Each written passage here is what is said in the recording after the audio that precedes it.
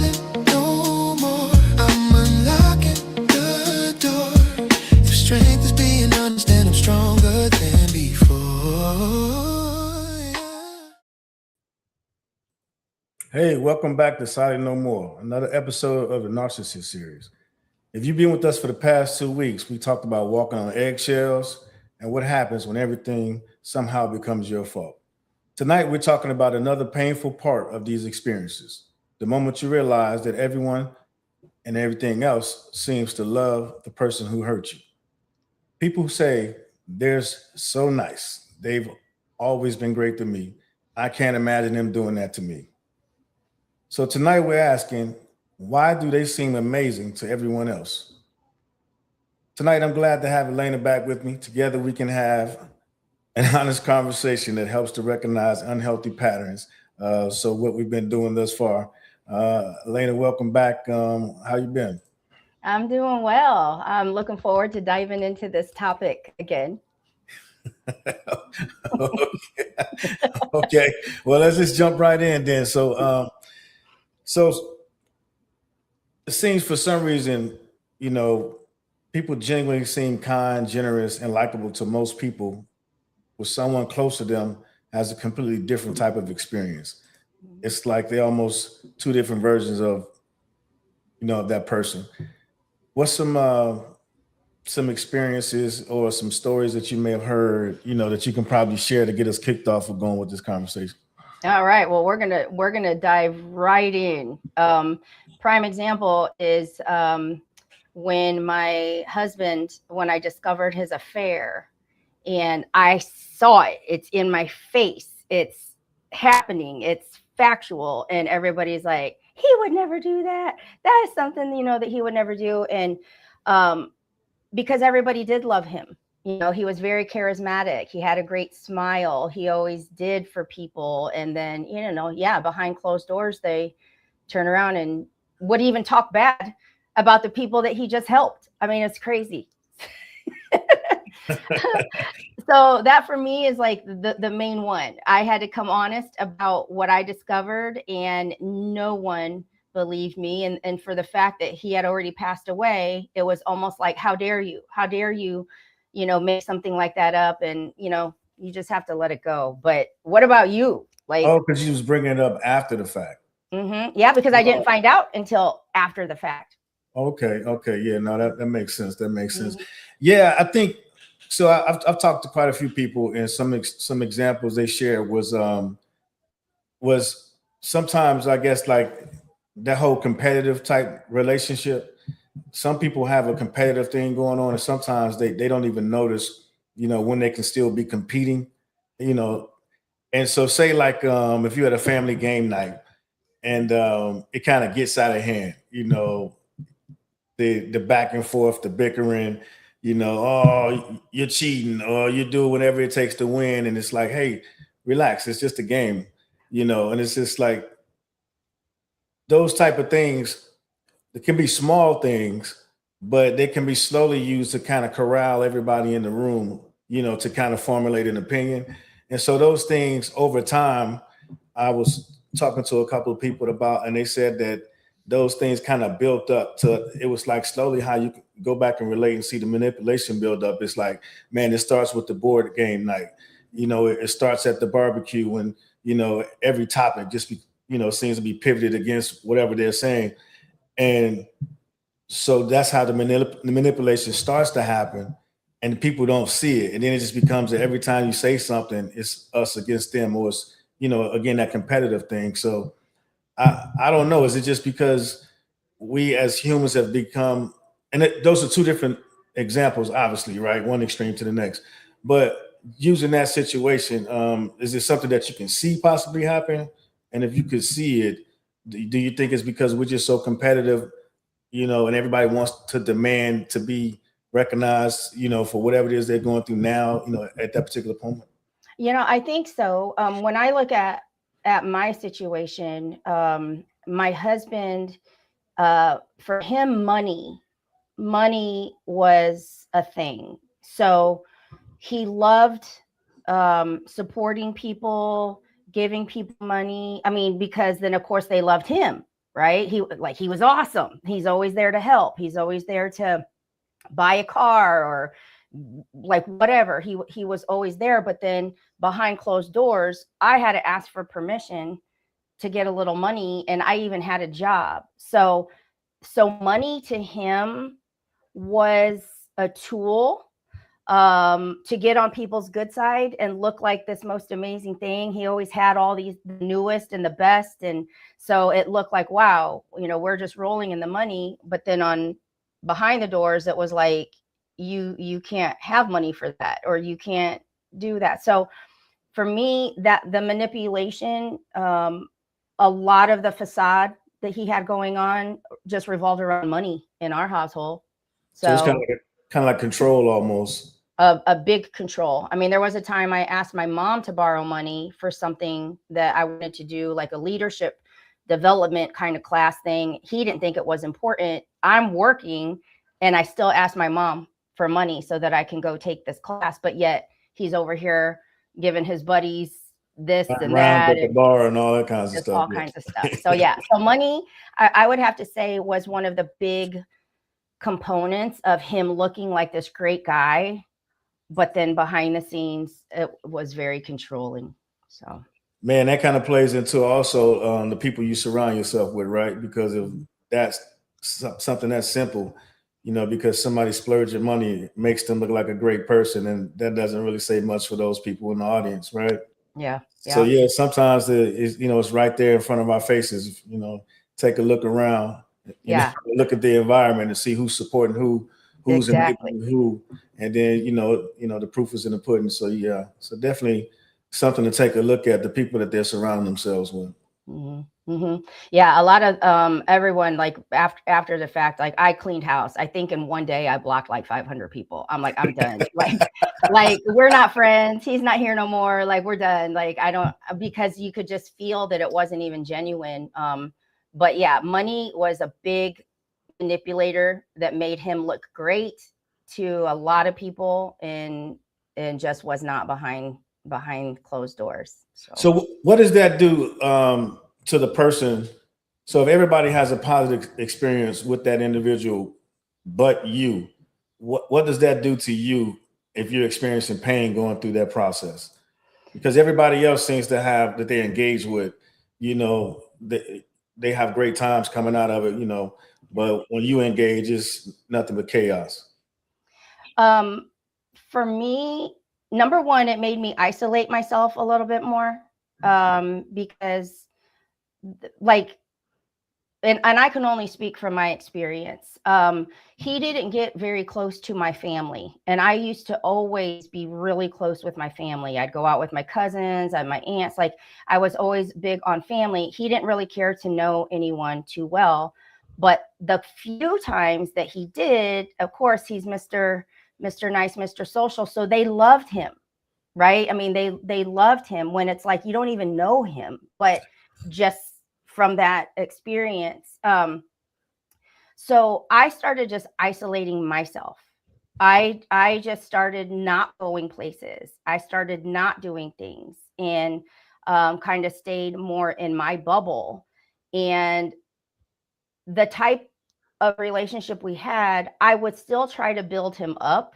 So I would post things like I was so proud of him, that he was a hard worker. I just really built him up. So everyone saw this side of me trying to like make him feel better, but I was trying to like do nice things so that I would hopefully be treated a little bit nicer. And so finally, when it's all said and done, people didn't believe me, because they're like, how could you, always be pouring into this and writing this? And I'm like, because I was trying really hard. So it became a place for me to just go silent. I just went internal, because I thought nobody is going to believe me. They're going to believe what they want. I don't need them to believe me. So I had to just kind of isolate to be able to go on a healing journey for myself, which is really sad. And I think a lot of people do that. They have to, because you are looked at like, well, what did you do? What did you do to cause this? Because that person's awesome. And you get to a point where you can't even explain everything. like, there's no way you can even describe or explain everything. So I just shut down and just thought, well, I got to just do me and try to heal myself, regardless if people believe me or not.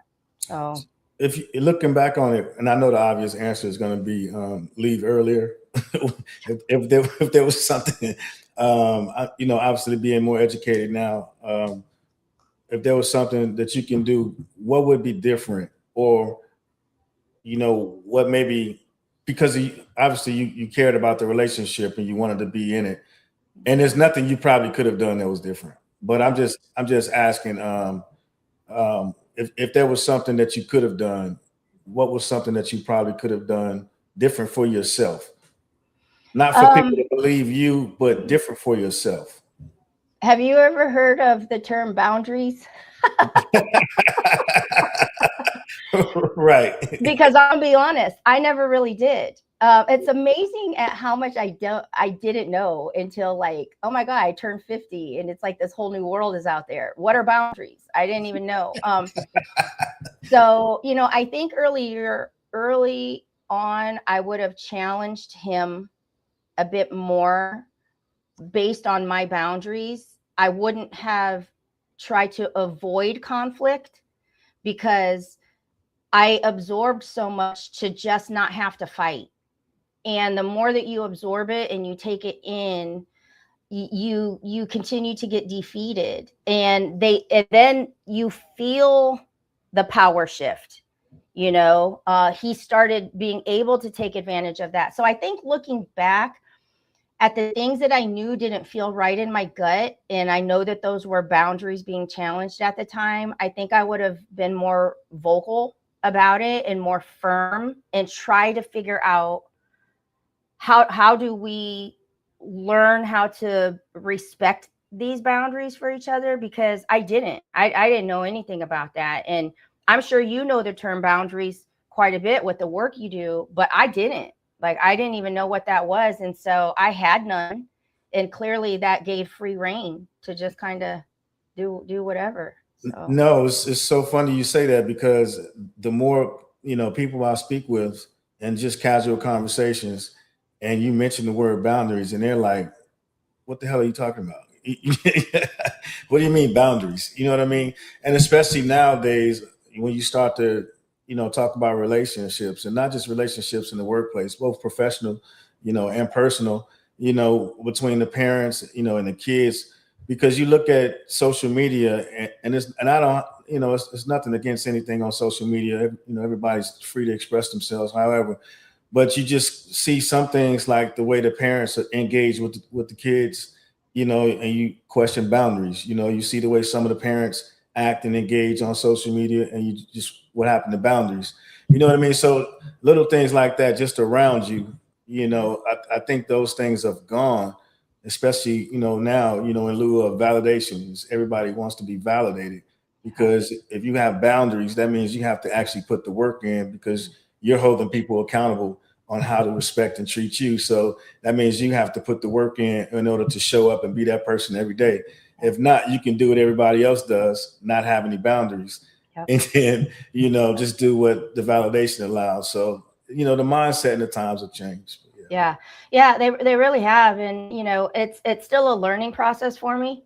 I'm not going to pretend like once I learned all of these new terms, and even the word abandonment, like this is side topic, but I literally it was probably 2 years ago that I was having a discussion, and I talked about my dad leaving and just things like that. And they're like, so you have abandonment issues? I'm like, what? Like, what is that? Right. So it's amazing at the journey. Like I'm still going through it. I'm still learning things about myself. I'm still working on healing, but boundaries was brand new for me. And when I look back, I realized I did not set any in my work.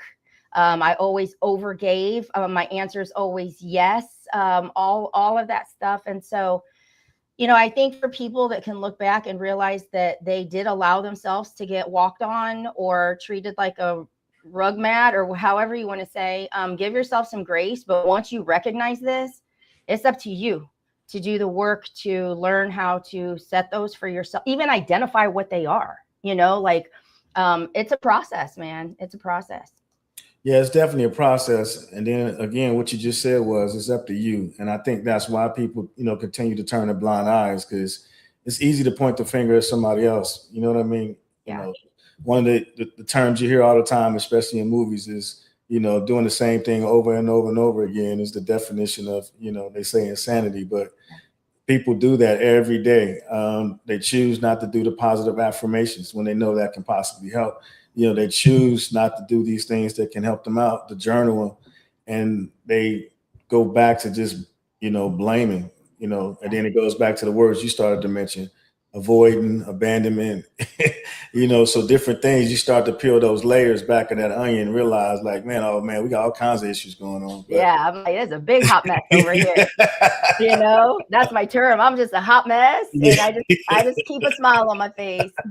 But no, honestly, to take it back, that's why I'm actually really excited that you are doing this series. That I'm able to do this series with you, because I am very passionate about the topic of narcissism and narcissistic relationships and things, because yes, it's an experience that comes from someone else in your life, but we do have to take the mirror and look at ourselves in it. And I think it's so easy to just point the finger at the person instead of taking a moment and realizing, okay, what do I have to do now to make this better for myself? And that's not an easy task, but I love that you're opening up this platform for us to talk about it. I think it needs to be. No, yeah. So great point, great segue. So that's how, I self-identify with myself, because, again, being a retired disabled veteran, you're in an environment where you're always trying to be the best, taking no excuses for anything. Nothing but the best is accepted, because anything else than that is failure. And that becomes a lifestyle. And then, you start to surround yourself around people like that, and then you start picking up cliches of steel sharpens steel. But then you get out of that environment and realize everybody doesn't think that way. I bet. You're probably like, what the heck? Now you're in the twilight zone. It's like a twilight zone around here. Like, yeah, hey, tone that shit down a little bit, man. Right. And so, when you start to realize that and identify with it, you just start to, start chipping away at some things that you can work on, and kind of be a better human, be a better contributor out to society. Not saying that those are bad things, but just things that are more tolerable. You know what I mean? And I think that's one of the great things, is always self-evaluating and just trying to figure out, okay, well, I'm obviously the outlier. I don't fit, or I stand out in this environment. What do I need to do? So that way, I can kind of smooth it or ease the way. And just being open-minded and flexible to change, because, that's what it typically is about, is, just too strong egos, or what they pretend to be egos, and then seeing who's going to cave first. And that's typically what happens. And, so once you identify with that, I think the whole narcissism piece becomes easier to understand. Yeah. Because again, just being open-minded and saying, okay, I do have flaws. Maybe I am projecting this, because like you just said, the law of the mirror, you're putting out there, you're reflecting what you're projecting. And I think a lot of people don't understand that, either, is they're actually projecting these things and putting that energy out there, and then they're reacting to the energy that they're putting out there. Yeah. What you got? And that's hard. That's hard to swallow. Like, let me tell you, because if this were me like 2 years ago, I'd be like, what the hell? I wasn't projecting nothing. I was just treated bad.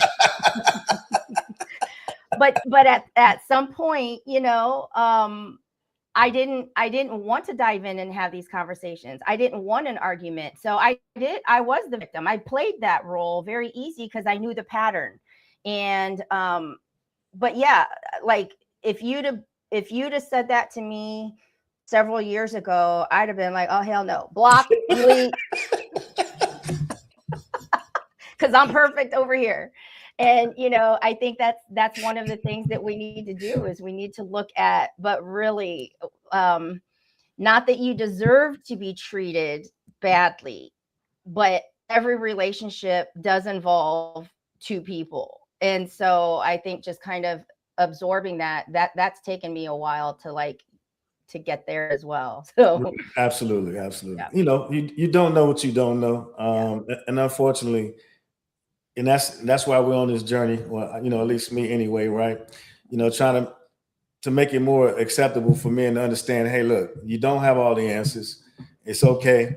Um, Now you I have a question go for you, ahead, like just ask from away. right Go there. ahead, go ahead, go ahead. With you saying like for men to say like I don't have all the answers, how how difficult is it to say that when society tells us that women are looking to the man to be able to have all the answers, and it's almost like that's a recipe for disaster, because of course you're not always going to, but it's like society puts these roles that we've been programmed to see, where the man's supposed to lead, the man's supposed to know, the man's supposed to carry it all. But if you're here saying like we don't always have all the answers, like is it hard for a man to say that?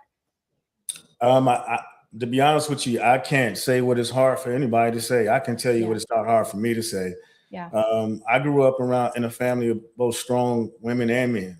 Hmm. When the men weren't around, the women stepped up and got it done, and that's what I was bred around. So then, again, naturally, you kind of adapt to the environment. So as I got older, I kind of, you know, naturally gravitated towards not women that complained a lot and what was me, didn't want to get things done. It was more as, okay, who's trying to become a team and how can we get this done together? So that was more or less how I grew up. Not really much into society. I never was a follower. Hmm. Uh, Watching people do things and it didn't really necessarily make sense to me. I would always ask the question. So I can't really do what works in society. I can only say what's worked for me, and I've always went against the grain, and it's been a painful process, and I learned a lot, but it has been successful in my eyes. But yeah. Yeah, good, good. That's good. That's good to know.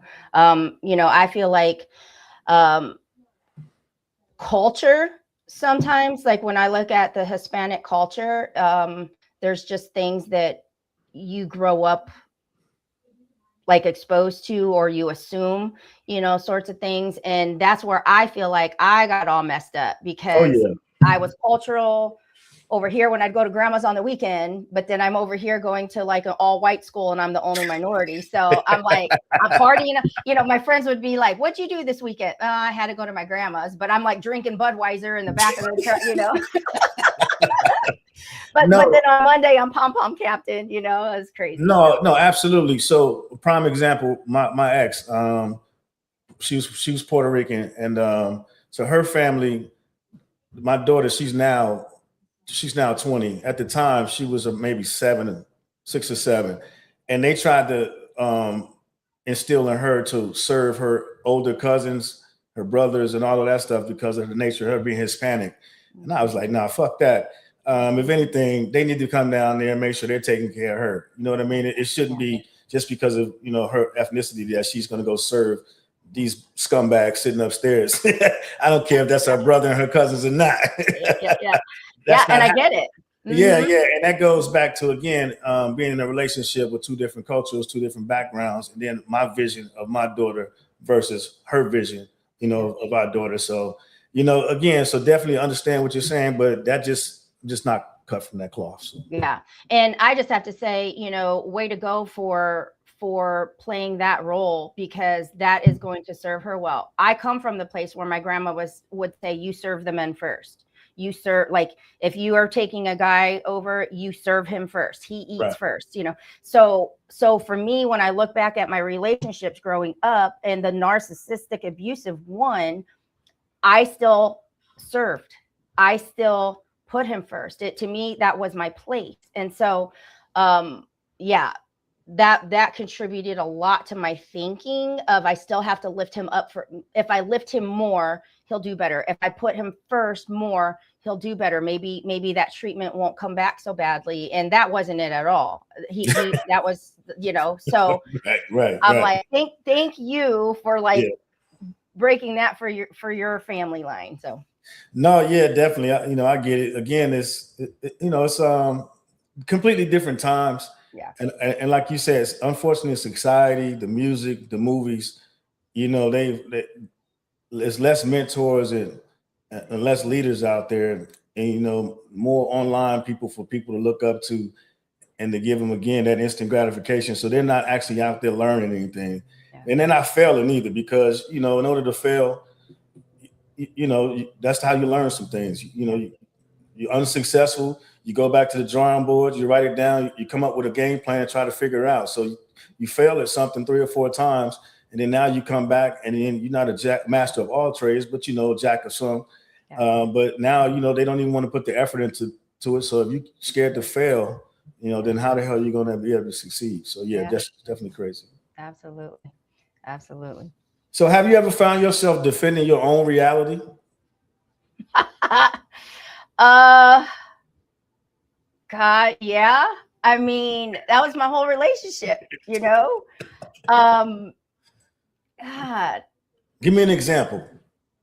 So, okay, so the reality was it was like a light switch, like a flip.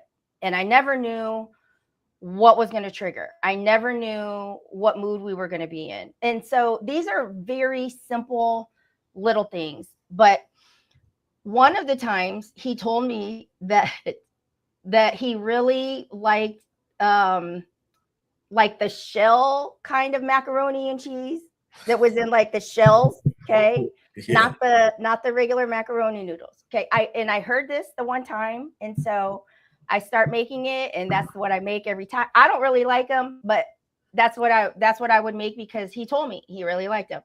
So one of these times, all the four of us, me and him and my two sons, were eating dinner, and he was just in a mood, and he said something like, I hate these fucking shells or something. And I'm like, what? I'm looking at him like, the only reason I make them is because you said that you liked them. And I mean, it turned into like this huge, that now today my sons will make a joke about it being the shells, like the shells.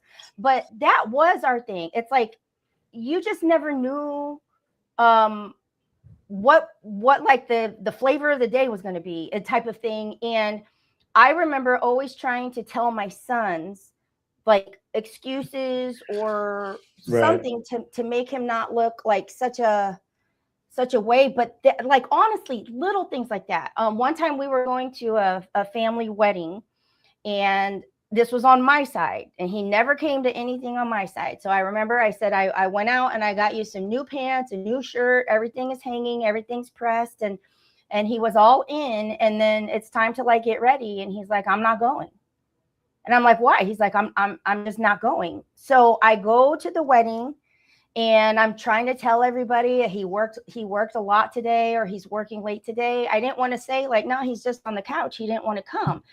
So I always felt like I was defending him in some way, shape, or form. And that did alter my reality, because it's like, no, some of these things I know that you said, Right. and now you're saying no. But to everyone else, I always came up with a reason that tried to not make him look bad. So by doing that over and over and over again, when I finally couldn't handle it no more, and of course he had passed, and I say these things, that's when everybody's like, nah, like that had to have been like all you, because that was never him. And I'm like, yeah, that was my reality, but I never let anybody in to that.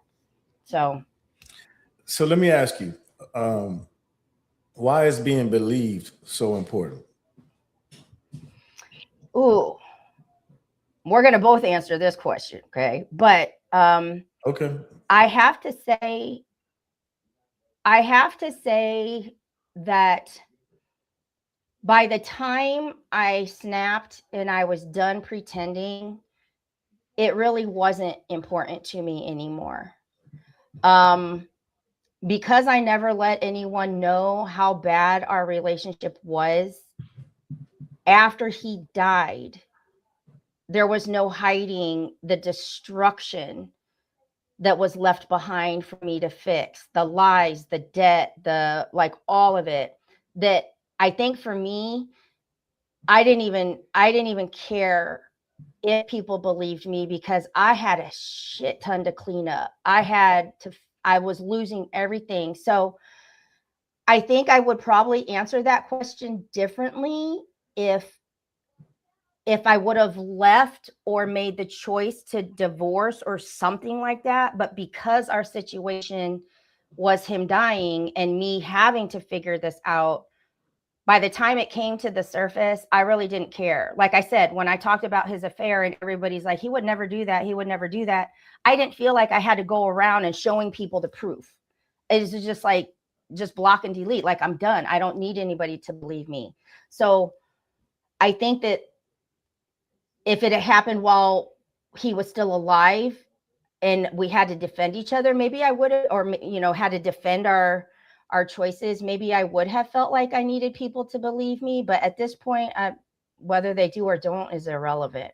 So what do you, like, how does that seem to you, being that my situation was because he died? Because then I want to know, was it important for you to have people believe you? Wait, what? You said, how does it seem to me because your situation, because he, Yeah, you like want me to answer that, then answer the other one? Wait. And then the other one, I just want to know from you, like with your type of situation, was it important for you to? Well, for you, I mean, obviously there was no closure.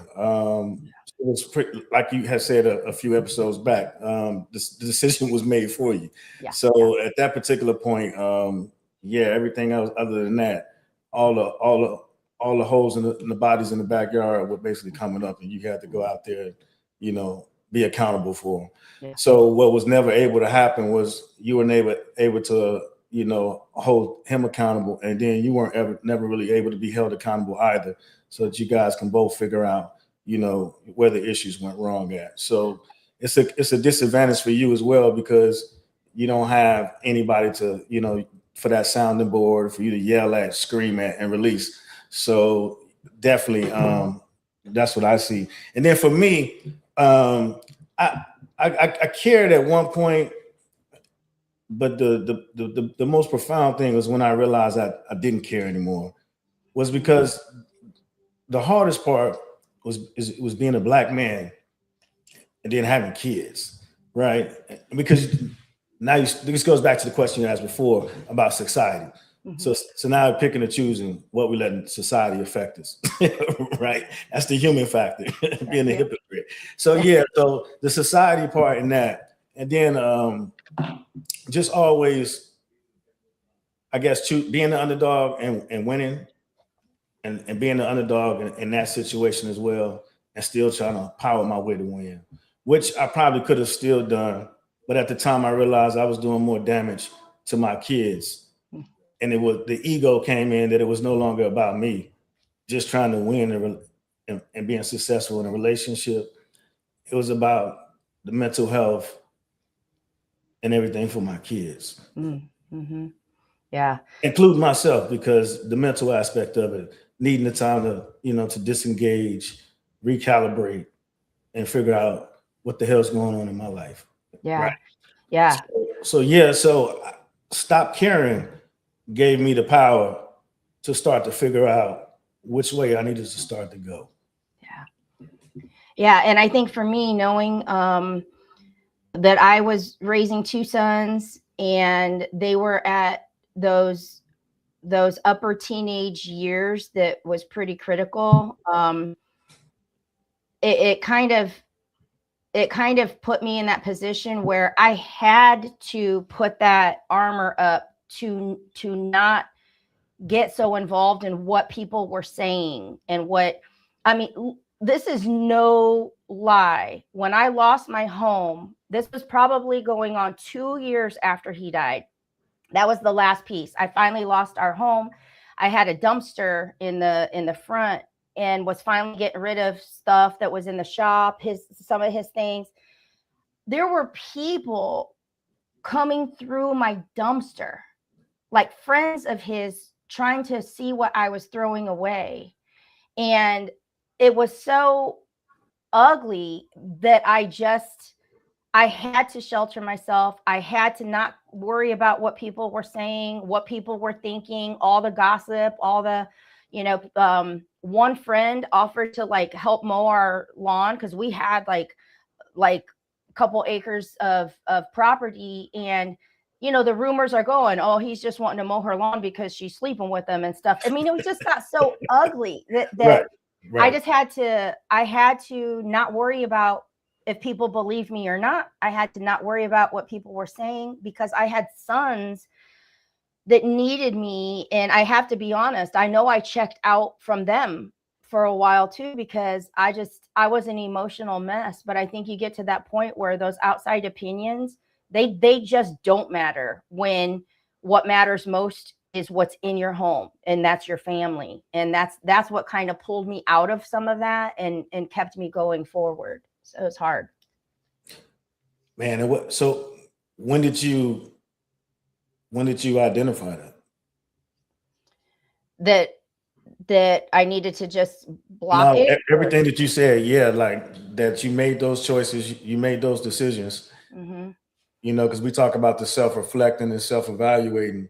Yeah. At one point, or did you, did that resonate that you made those decisions and those accomplishments? Yeah, I think for me, it kind of tied into my work. I went on. So when I discovered the affair, that was 9 months after he died. So I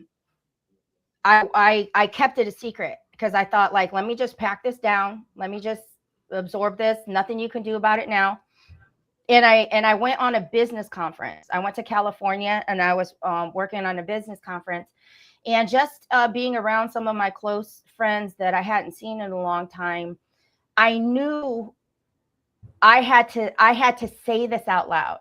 I wanted to work with people, and sometimes you have to get like life coaching and things, and sometimes you got to get into the deep stuff if you're going to help somebody. And I thought, I'm living a lie if I'm not even sharing some of the things about me, and it's like a toxic bomb that I just swallowed. How can I really ask of people that I'm trying to help? How can I ask them to do the hard things? So for me, I went live. That's how I did it. I was like, I'm going to say this out loud. I'm going to say it to the world. Whoever's meant to see it will see it. And it got very ugly, very fast. But I felt like that was my moment. That was my moment where it was no longer about the opinions or anything. I had to say this for me. I had to be free for me. I had to let go of shame that I was carrying. And I think that was the turning point that then allowed me to just let go of the house, let go of, like, I had to just let it all go. That was going to be part of a life that I was no longer living. And so by the time people were looking through my trash, I'm like, I hope you find what you want, take it. Like, so I think for me, it was just realizing that toxic bomb. If I wanted to do the work that I knew I was here to do, I had to call bullshit on myself.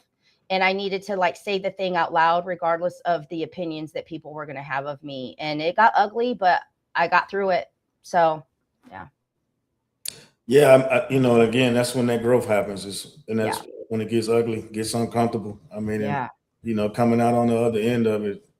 Yeah, and so like for you, when you're finally coming through, your situation, were your closest friends there for you, or did you find yourself having to defend some of the choices, or like how did that go down for you? I'm just curious. No, I didn't have those options. Mm-hmm. I had to regroup and retreat. That's how I found myself living out of my car through the holidays, for about 5 months, 5.5. Mm-hmm. So some people, that I can, allow me some opportunities to, do some things and, get a break or whatever. But yeah, so that's when I just had to kind of put myself into the situation and say, okay, well, it's so funny you say that, right? Because you say, as far as for the truth and running around trying to help clients. And then, during the daytime, I go to the gym, work out, get dressed. I'm going to a meeting. I'm doing all these things to stay out because at the end of the day, I'm going, back to my car. Yeah. But I'm trying to help people with their lives. and my shit's falling apart at home. Nobody's listening, and you're going through these things. So I just started going through the checklist. Okay, all right. So I'm telling people to do this. Okay, here, this is what I'm going to do. Okay, I'm telling people to do this. Let me see if this actually works. Okay, it does actually work if you put the effort into it. Mhm. Okay, everybody has their different version of the bottom. So when you get to that point, then you'll start to listen to whomever it is, that voice in your head, whoever you're texting, whoever you're talking to, whatever the case may be. And then hopefully, you got a solid process, and it's just about getting up and putting one foot instead of, in front of the other one. Yeah. Just keep moving forward every day. That's the only thing that you can do. Yeah. And then just as I always say, is write that stuff down, because the next person that you're sitting down and you're talking to, they might be going through the same thing, and now you can share your story, because that's what's important about communication these days. Nobody wants to problem solve. Everybody just wants to, mull over these things, but you realize so many people in the community are going through the same things, and you could be helping somebody by sharing your story.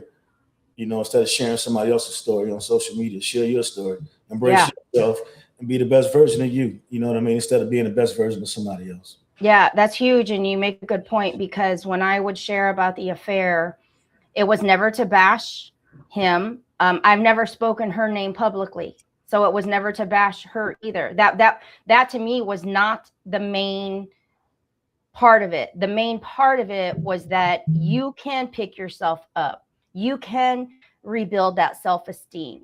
So to me, I shared it from that perspective of, if someone out there is still stuck in that dark space and still beats themselves up for being cheated on, I wanted to be the voice to say, you can get back up and put your pieces back together. But it's amazing at when people would hear me, it's like, oh my God, you're stuck in that space, or, oh my God, like, you just want people to feel sorry for you. And I thought, you're missing the whole point of what I'm trying to do here. And to me, I feel like if you've been through it, kind of like you have, if you've been through it and you're here to talk about it, my God, it is our duty to share the lessons learned through that, or what purpose did it serve anyway. And so that's why, I don't talk about it like all the time, but I'm not afraid to talk about it, and I'm not ashamed to talk about it, because someone out there is still not living to their fullest because they're beating themselves up, or somebody destroyed their self-confidence and their self-esteem. And that's why I share it. I just want people to know that you can rebuild, but it's a process, So I thank you for sharing that part of your story too, because we need to know that too. We need to know that that's where you've been, and look at you now. Like, you might not have it all figured out, but you're not where you were. And that's an inspiration to someone, No, yeah, definitely. I appreciate that. I just want to say it's definitely important, that people share their stories, because, man, you threw me off.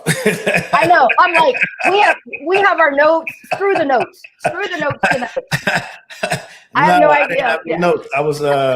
I was just saying, because people they tend to bring on things from previous relationships, and they just can't let that stuff go. And you can't let it go because it's trauma that you haven't healed from. You know what I mean? And when it comes up in each one of your relationships, that's what I want people to understand. Is that's when you got to start doing the outside work, because you're not doing the inner work. It's obvious. Nothing's changing. So you have to do the outside work, meaning you have to, see somebody to get some help, get some guidance. Not go talk to a friend or a loved one, because they're going to tell you their perspective of how you should go about being better than you. Talk to somebody who doesn't have, anything in the fight, neutral.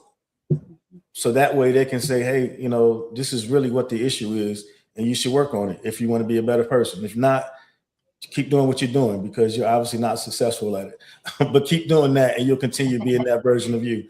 But, and that's why I tell people, go speak to somebody, outside of your home, outside of your circle of trust, because they might not be able to tell you the things that are the truth that you may deem to hurt your feelings, and that's what we need more of these days is honesty, so we can all be better versions of ourselves. Absolutely. And I'll tell you, one of the things that I learned that I never knew, and maybe maybe other people have always known this. I just never did. But when I started going to counseling, I'm like, I'm going to go to counseling. And probably within 5 minutes or so, he told me, you don't need counseling, you need therapy. And I was like, whoa, what's wrong with me? Like, what does that mean? Like, you're going to hook me up to something, or like, what's going on?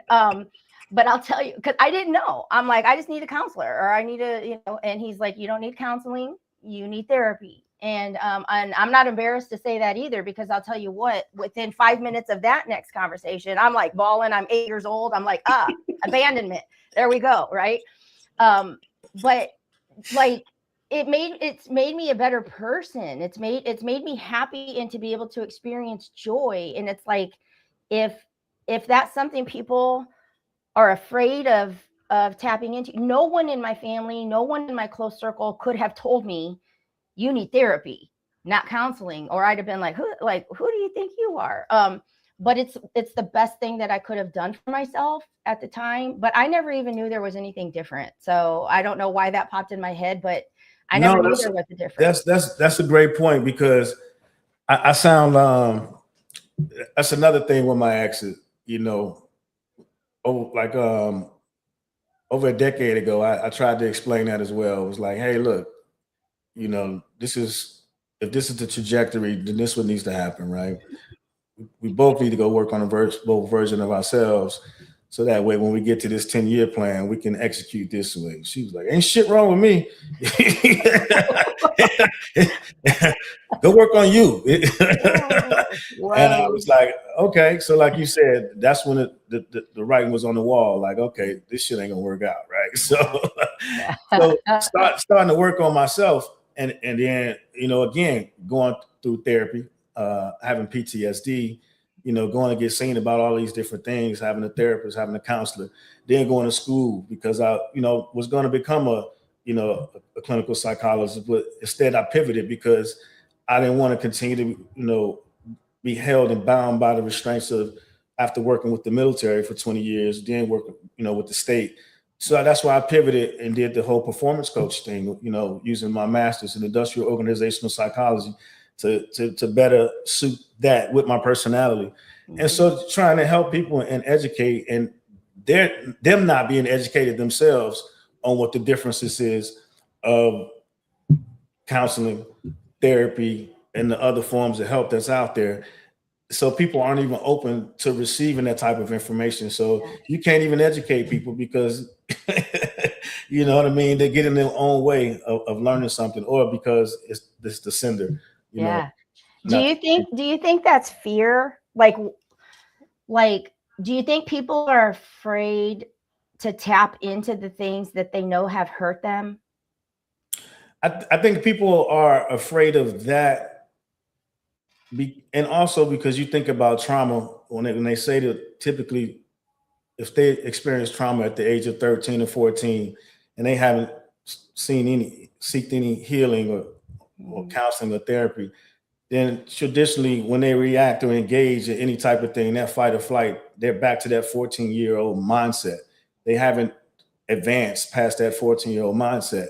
So even at the age of 20, 30, 40, 50 years old, if they haven't been seen for that, they're still reacting as if they're young 13, 14-year-old. Yeah. So, I mean, yeah. Oh my gosh, we're all a mess. Yeah. I mean, but remember, we choose that, because there's plenty of stuff that's out here every day. And what people do is they just find a support system that supports that version of them, right? The loud, obnoxious version. And then they go home and say, oh shit, they're so crazy. They're always doing this. I can only stand 15 to 20 minutes of them at a time. And the whole time they're thinking that they're the best friends ever. And they're home telling everybody how they can't wait to get away from their ass every time that they're out in public. So yeah, it's a vicious cycle. It just goes around. So. Oh, yep. So how do we, I'm gonna pull us into when we have been the one, the partner's the one that looks great, the partner's the one that everybody loves, and then all of a sudden you're the one that's looked at badly because they could never be that bad person. how do we get to a point where we can actually like trust ourselves again? Like, let's say we finally got rid of that, out of that relationship, and we've let those pieces go. How do we trust ourselves again moving forward when we're trying to meet new people or build new relationships? Like, how do we even start to trust ourselves again? I mean, it starts with healing, and once you went along that path, and say you're healed, now you're going to start to look at things differently, right? When you have a conversation with someone, perhaps you used to cut them off when they were talking. You were so eager to get the words out of your mouth. You thought you knew what they're going to say. You never met this person before, but you just knew what they were going to say. So maybe you've got some discipline, and now you exercise some restraint, and you don't do those things anymore. So when the person actually finished, having that conversation, whatever their statement was, and contributing to the other part of that conversation, now you can start to see the growth in that. And now you can see how relationships are starting to foster and go a little bit further than they were before. Right. So now you got real live mechanisms of gauging of what you used to do versus now what you currently do and the results of those things. So something as simple as that, these are real life and real time things that you can look at. It doesn't have to be anything fancy, but just looking at those little things that you didn't do before and that you're doing now, and see if it's allowing you progress, along your journey. You don't necessarily call them goals, because goals end, they stop. Once you meet that goal, you don't necessarily keep going anymore. So it depends on what you want to call it, but that journey or that path that you're going on. So do you think like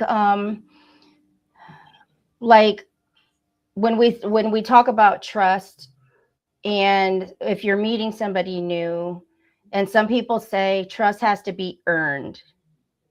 I've never understood that term, but you should probably turn around and leave if they tell you that.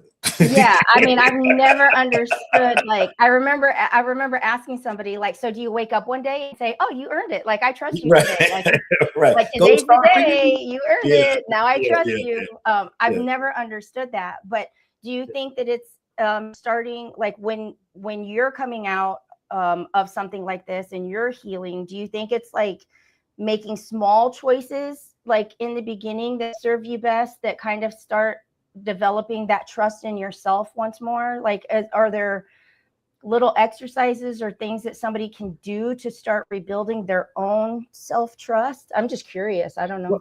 Well, I mean, again, when you start talking about yourself, it always starts again with one, speaking to yourself, how you're treating yourself. And again, the simplest thing is just going with those positive affirmations and starting there. You deserve better. You're going to do better. And at the end of the day, you'll have better. I mean, so just something as simple as that. We always talk about giving yourself grace, but maybe not give yourself as much grace. At some point, you've probably given yourself enough grace. So now it's maybe trying to, tighten it up a little bit and start, trying to figure out why you aren't achieving those objectives and those goals, versus giving yourself so much time to be passive. And, because again, you want to be proactive versus reactive. So, slowly starting to engage and build yourself up that way. I love that. Thank you. Love that. Yeah. So I don't know. You got what you got anything else? I think we kind of covered that one. Yeah. I mean, this was really great, because this was totally one of those that just wherever it went, it went. I think coming back to the topic of, when they are the ones that are made to look so great, and sometimes you are left feeling like you have to defend yourself, or you have to defend your version of the story. I think having gone through it and been through it for quite a while, if somebody is actually in it right now, there's a lot of time and energy that can be taken from you by trying to convince people to see it your way. And to me, that's time and energy that you could be putting back into yourself.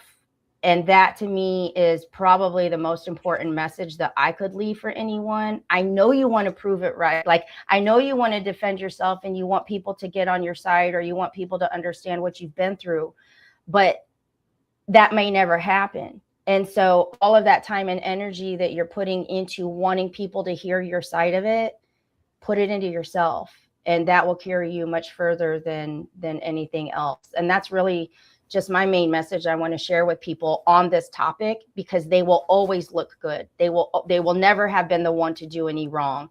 And you can't convince someone to believe any differently if they don't want to. Yeah, I think the best thing to do is the truth doesn't need defense. Yeah. You know what I mean? So if you find yourself trying to figure out who's right or wrong, I think you've already lost. Yeah. Because the objective should be, what's wrong? What's the situation and how do we fix it? Who gives a shit about who's right or wrong? What is the problem? How do we fix it? And how do we not get back to this issue again? Because if it's coming up more than once, it's a problem. If it's coming up twice, we really got issues. And if you give it the third time, then lay off the wine and have a conversation.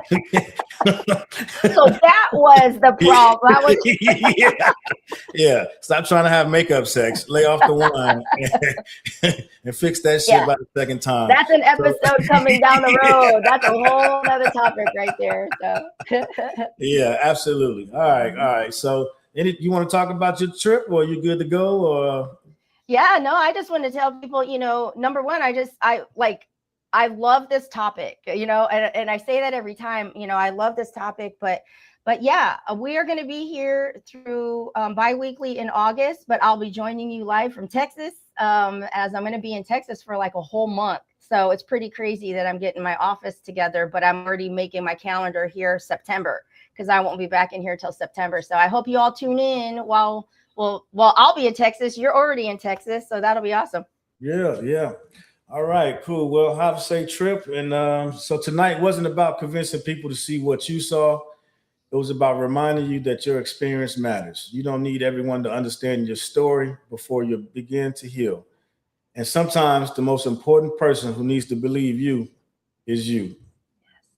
Next episode, when did you first know something wasn't right? That's what we're going to be talking about. So this is Silent No More, real conversations, real people, real healing. Thanks. All right, we'll see ya. Yeah. Silent no more. I'm done fighting this war. What I feel in weakness is something worth fighting for.